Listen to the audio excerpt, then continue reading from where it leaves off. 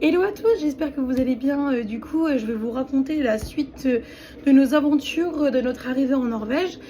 Du coup, on était venu début mai pour faire la découverte de la Norvège, et notamment à Oslo, parce que du coup, nous sommes à Oslo.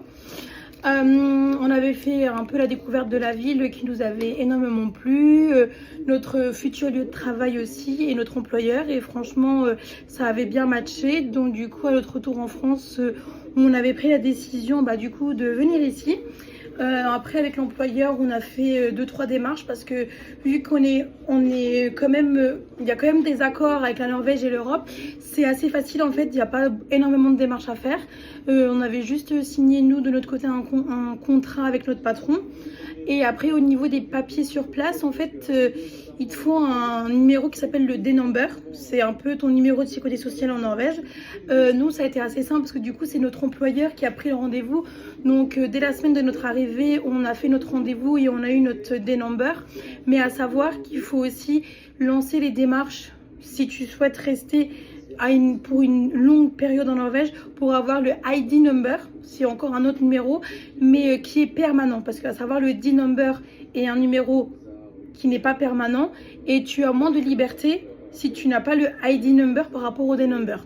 C'est voilà, ça après on peut en discuter plus en détail si ça intéresse quelqu'un.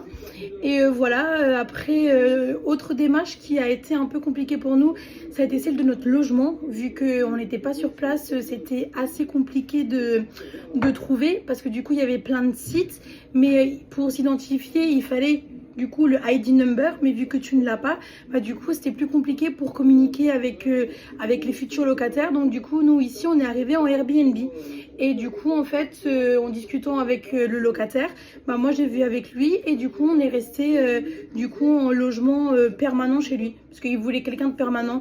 Lui il avait son Airbnb aussi temporairement parce qu'il n'avait pas trouvé de locataire.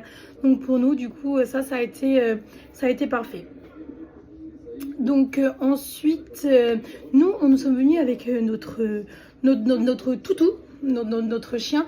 Mais ça, je vous ferai plus une vidéo à part parce que ça, on a aussi eu des péripéties pour venir avec lui. Donc bonne soirée à tous.